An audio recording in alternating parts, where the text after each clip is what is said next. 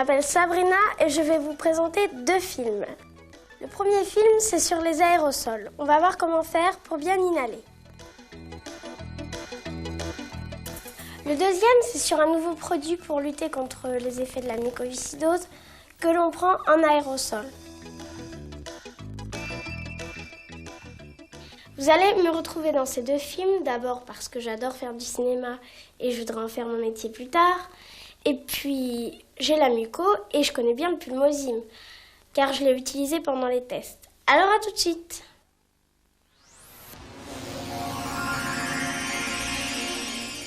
Viens voir, Sabrina. C'est le jardin des brouillards. Mais on n'y voit plus rien. C'est parce qu'on est entouré de millions de gouttes d'eau qui flottent dans l'air, au cœur d'un aérosol. Un aérosol comme ceux qu'on utilise pour se soigner? Oui, il y a des aérosols naturels, comme la brume, les nuages, ou même la poussière qui vole. Et puis, il y a tous les aérosols fabriqués par l'homme. Et nos aérosols, c'est pareil? Ouais, c'est comme le brouillard, à part que c'est un nuage de médicaments. On l'utilise pour se soigner.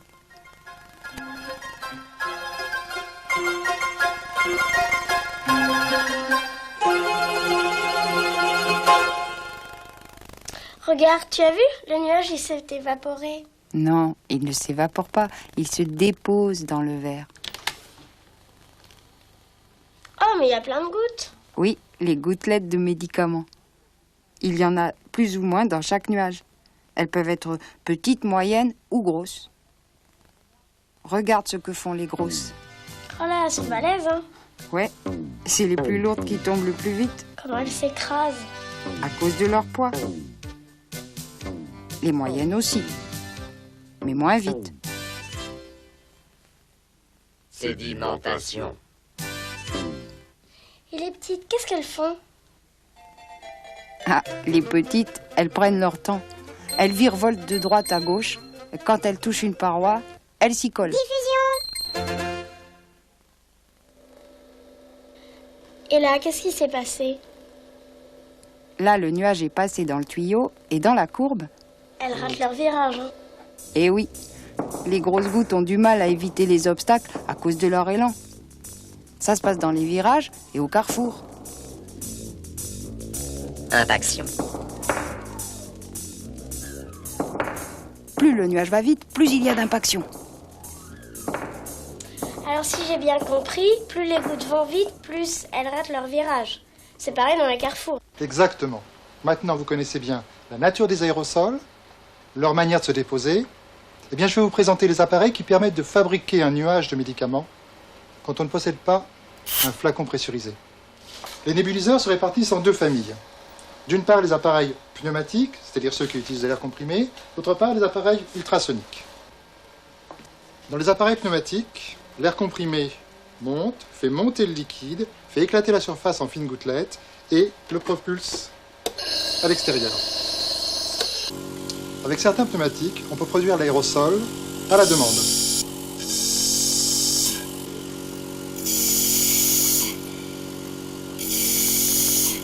Uniquement pendant la phase inspiratoire. L'air comprimé provient généralement d'un compresseur, parfois d'une source extérieure.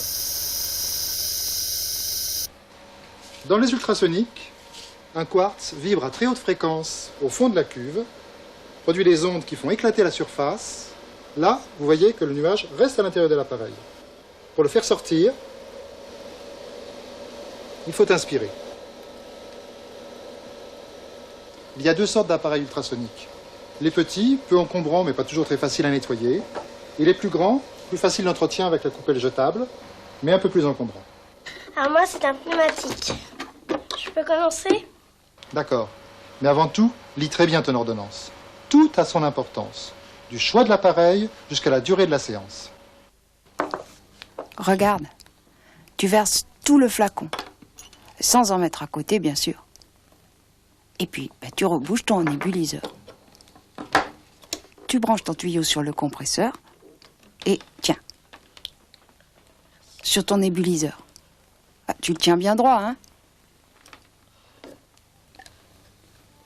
Si tu as un problème de montage, tu regardes la notice, c'est hyper clair.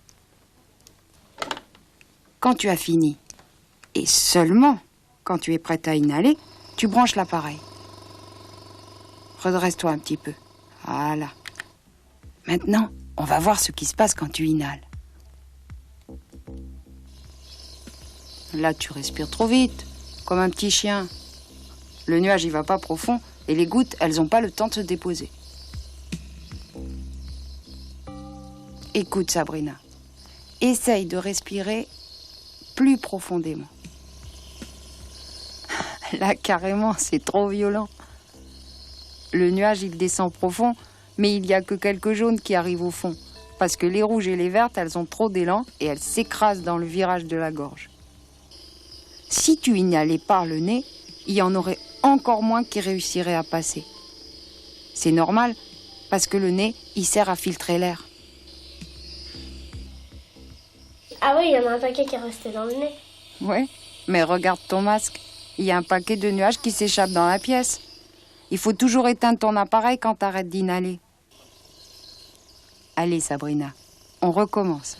Tu inspires bien profondément, mais tranquillement. C'est plus facile si t'expires à fond. Ah, regarde là, c'est super. Le nuage descend au plus profond des poumons.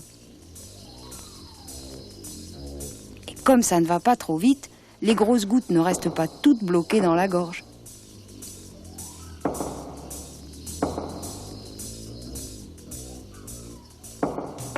Les vertes aussi arrivent à descendre dans les étages inférieurs. Et les plus légères atteignent les profondeurs du poumon.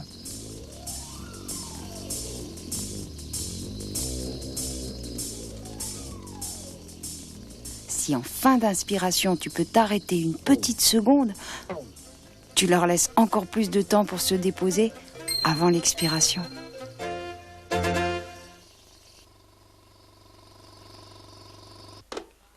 Mais les rouges, elles ne servent à rien puisqu'elles ne vont pas dans les poumons.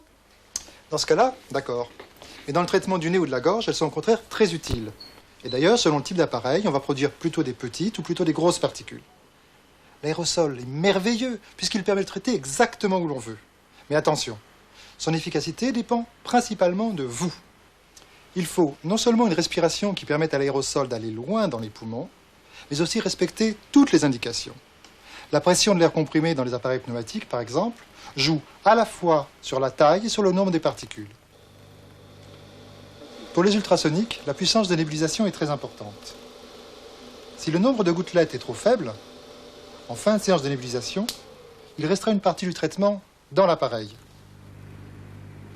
Pour un autre traitement, vous n'en laisseriez pas la moitié. Ah, j'oubliais. Vous n'auriez pas idée de partager votre médicament avec votre voisin. Alors, évitez de partager votre nuage.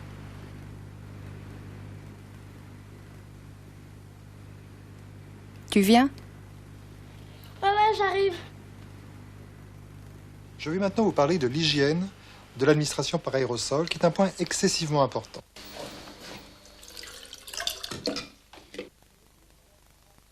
Et oui, le nettoyage, c'est important. C'est vrai, c'est pas très marrant. Mais il faut le faire. Après chaque séance, tu laves tout soigneusement. Ça doit ressortir nickel.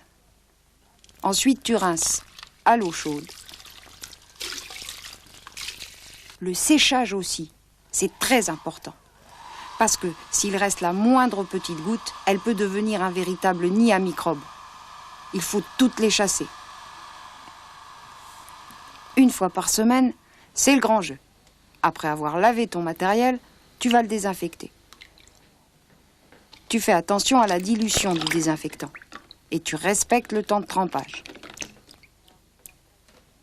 Là aussi, tu rinces à fond et tu sèches, comme d'habitude.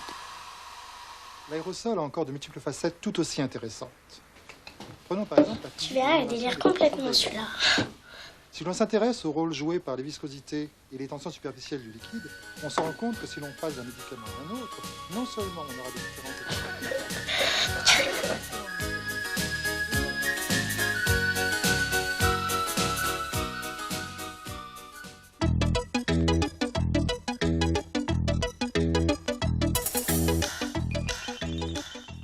Maintenant, on va parler du pulmozyme. Je suis une enzyme qui permet de diminuer la viscosité du mucus et de rendre ainsi la toux plus efficace afin de mieux dégager les poumons. Mais pour obtenir de moi le meilleur rendement, il convient de respecter certaines règles. Donc le premier truc à savoir, c'est que ce produit craint la chaleur et la lumière. Il faut le mettre dans un sac isotherme ou dans une glacière. Et à la maison, tout de suite au frigo. Plutôt dans la porte, mais jamais dans le congélateur. Avant la séance, faut que tout soit propre. La table. Les mains, faut bien se les laver avec du savon. Et le matériel, faut qu'il soit nickel. Il faut sortir une ampoule de la boîte. Et on remet la boîte tout de suite dans le frigo. Alors, avant d'inhaler, il faut vérifier l'état du compresseur.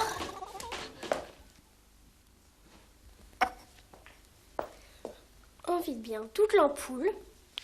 Et attention, il ne faut pas mélanger pulmozyme à un autre produit. Il faut qu'il soit pur. Une fois le montage terminé, on inhale comme on l'a vu dans le film Les aérosols.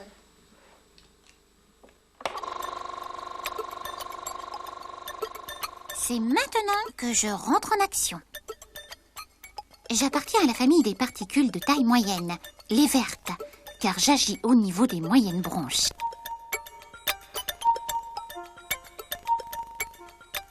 Pour ce médicament, il faut utiliser un appareil pneumatique, mais pas n'importe lequel. C'est au médecin de bien préciser quel matériel il faut utiliser.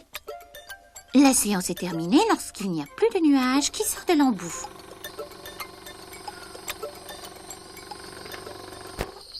Voilà, c'est terminé. Oh, ça dure 10 minutes à peu près si on inhale bien. Quand c'est fini, on lave tout ce qu'il faut laver, cela dépend de votre appareil. Et on jette tout ce qu'il faut jeter.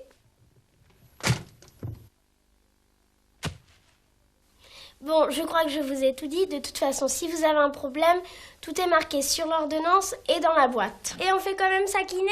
Bien sûr, la kiné c'est très important. On la fait pas tout de suite après l'inhalation, on attend juste un petit peu.